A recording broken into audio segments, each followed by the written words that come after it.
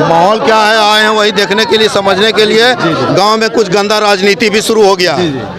चुनाव के बाद का जो गंदा राजनीति होता है वो भी शुरू हो गया है। और हम चाहेंगे, हमारा अपील है आम आदमी से, इस पंचायत के हर लोग से, कि आप अपना सूझबूझ बुद्धि विवेक से जिनको अपना नेता चुनना था चुन लिए, अब उन पर छोड़ दीजिए।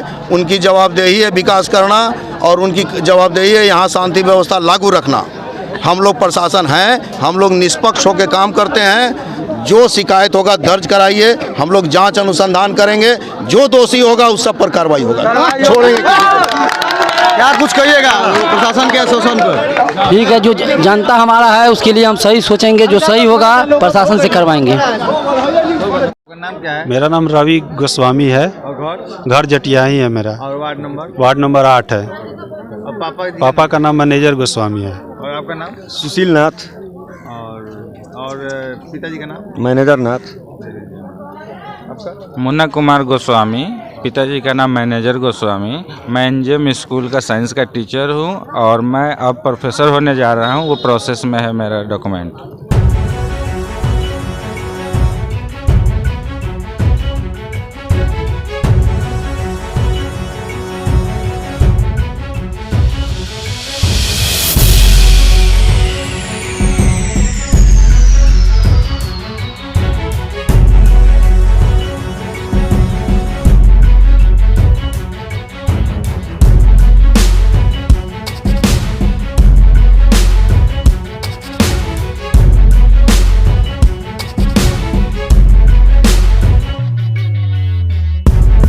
मैं भूपेंद्र कुमार पांडे और आप देख रहे हैं खबरी 24/7। अभी मैं मौजूद हूं जो क्यारी पंचायत में। यहां पे कल रात में कुछ लोग आकर के कुछ लोगों को मारे हैं, पीटे हैं। आइए उन लोगों से बात करते हैं कि वो लोग कौन थे और क्यों मारपीट कर रहे थे। हेलो, मेरा नाम राम विनय सिंह मुखिया थे और उनके परिवार का लोग और रुपेश सिंह और बहुत लोग था, उसका नाम हम बताएंगे। ये लोग 11 बजे रात को दरवाजे पर आया लोग, पहले नाली भर दिया लोग, उसके बाद गाली देने लगा लोग कि साला हमको वोट नहीं दिया है, दूसरे को वोट दे दिया है। और घर में घुस घुस के एक एक औरत बच्चा सबको पीटा है लोग, सब किसी को। आखिर क्यों?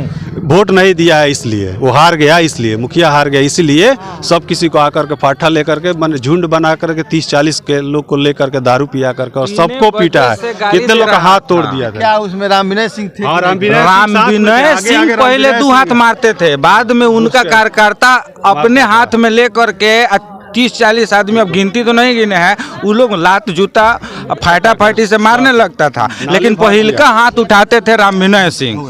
राम विनय सिंह जब मेरी माँ को गाली दिए तो मुझे भी बर्दाश्त नहीं हुआ, मैं भी उनके माँ को गाली दिया।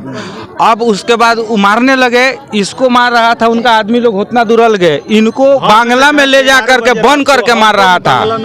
लेकिन हमको जो बांग्ला में, वो अपने बांग्ला में ले गए, घर में से खींच के हमको ले गए मार। देख लीजिए सर, हमको थोड़ा सा है ले गए। जटिया ही है, जटिया ही है।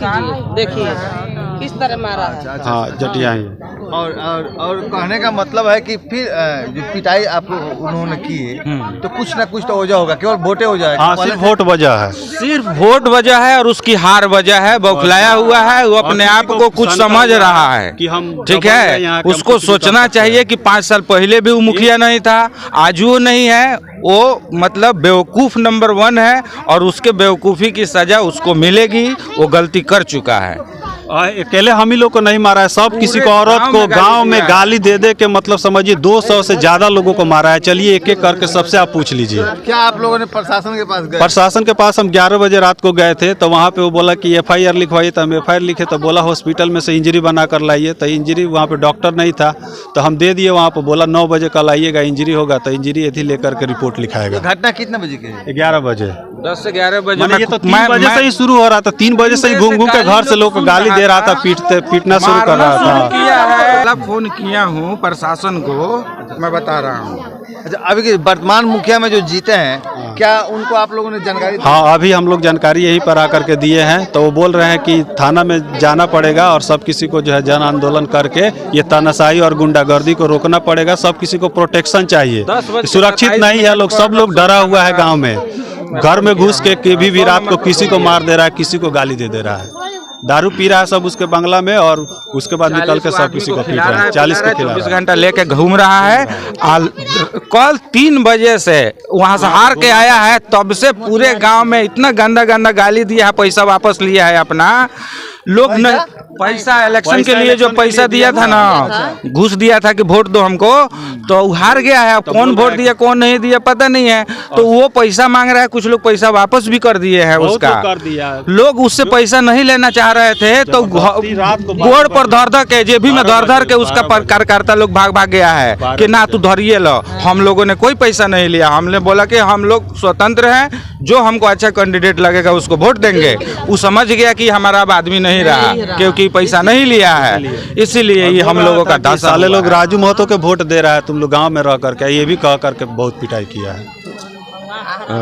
कल शाम से ही जो है ना हमको गाली दे, हमारे दरवाजे पे गाली दे रहा है। 4-5 आदमी से मिल के दूसरे गरीब को 2-7 लोग है नाला बंद कर दिया, बोला नाला नहीं बहेगा, हम बनवाए हैं नाला जो कि सरकारी योजना से बना हुआ है।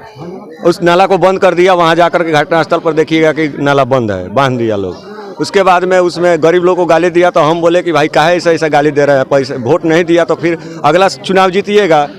तो अब हमको बोलता है कि तू नेता है, वोट मांग रहा था दूसरे के लिए, मारपीट करना, घर में घुस करके मारना शुरू कर दिया। 11 बजे रात और वहाँ से उठा करके हमको 5-7 आदमी पकड़ करके ले गया वो अपने दरवाजे पर, वहाँ भी मारपीट किया बहुत ज़्यादा।